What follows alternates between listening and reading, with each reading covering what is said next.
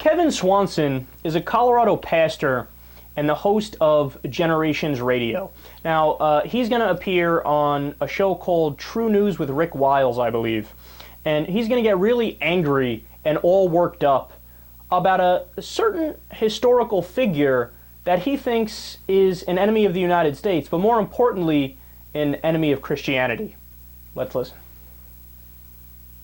Mark Twain was probably the strongest apologist against the Christian faith that America's ever seen. His book, Huckleberry Finn, probably the most popular book used in high school education, high school literature. And what I go at my book is the whole literature program in Christian schools and Christian colleges across America. We have been almost thoroughly infiltrated by humanist ideas in literature programs. Almost nobody has approached these things with as much critique as I have in my book. I take on Mark Twain, I take on Nathaniel. What's in Huckleberry Finn that we should watch out for? Well, Huckleberry Finn is a constant attack on the Christian church for its position on slavery in the southern states. And he mocks Christianity throughout. Huckleberry Finn himself is an atheist who is abandoning the faith and finding multiple reasons throughout his journey to oppose the Christian faith. He points out hypocrisy everywhere. Think of the Granger Fords, where they run into Granger Fords who have the Bible and Pilgrim's Progress and everything. They go to Sunday school in the morning, and then they go and murder the living daylights out of each other on Sunday afternoon. I mean, his book is extremely powerfully, cynically against the Christian faith.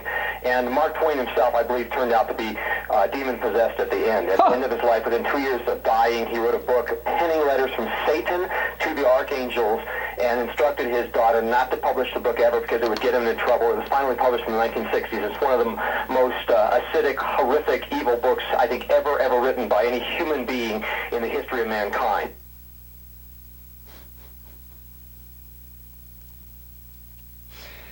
Oh man, these conservatives, they are endless entertainment. Do you realize how insane everything he just said was? Mark Twain? Mark Twain is some evil guy. Demon-possessed. Demon-possessed. I mean, all right, let's go point by point. Oh, yeah, you know, a bad guy because he was really anti-Christian and, Now, look, have you ever read Huckleberry Finn?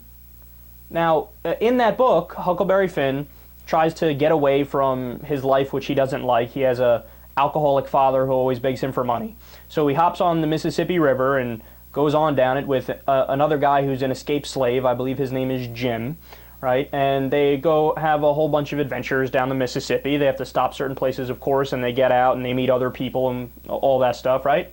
And yeah, he's right. There's parts in the book where there's a criticism of the Christian position on slavery. Because supposedly the whole idea of being Christian is being in favor of love, being in favor of helping people, being anti-poverty, and what were the Christians in the South in favor of? Slavery. To not mock that position would be absurd and ridiculous and offensive. I mean, so what are you supposed to do? What's the alternative? Come out in favor of slavery? But that is the alternative. That is the only alternative. And I guess that's what Kevin Swanson is calling for. Yeah, why didn't he write in that book that he was in favor of slavery? And why didn't he bite his tongue about critiquing the Christian church? Well, he didn't bite his tongue because it was blatant hypocrisy, and it's ridiculous to be that violent while you're pretending to be in favor of peace. You know, same thing went on. He mentioned the names of two families that were characters in the book that would fight each other, right? And the thing is, they were both Christian families. So they're in favor of peace, and then they try to kill each other in the afternoon. Yeah, that's good hypocrisy to point out. And what, that never happened in the South? Of course it's happened in the South. What's the name of what is it, Hatfields and McCoys? They actually existed, right? But you can't talk about facts because facts don't speak well of the religion I'm a member of. You're right, they don't. And, the demon-possessed thing is like, okay, now you're just cool. Right, somebody's demon-possessed because we know that demons exist. We know that gods exist. We know that your particular religion, Mr. Swanson, is 100% correct. Your interpretation of your particular religion, sure, you're not an idiot who believes things that aren't true. The rest of us are idiots who believe things that aren't true. And the last point he makes about, he wrote a book that was about Satan and demons, and then right before he died, so yeah, he's possessed. Actually, you know what that book's about? I did some research on that book. That book was yes, the devil was in that book, but the whole point of the devil being in there was to point out the evils that exist on this planet. So it was a metaphor for the evils that actually exist in this world, and he was pointing out the evils as he saw them. So it was actually him trying to make a case for a better world and what we need to do to create a better world. It wasn't him being like, whoa, I'm in favor of bad things. No, he's not in favor of bad things. You are the one that's in favor of bad things, because if you're against him critiquing slavery, then you would be for slavery. Look, guys like Kevin Swanson, they're a massive joke.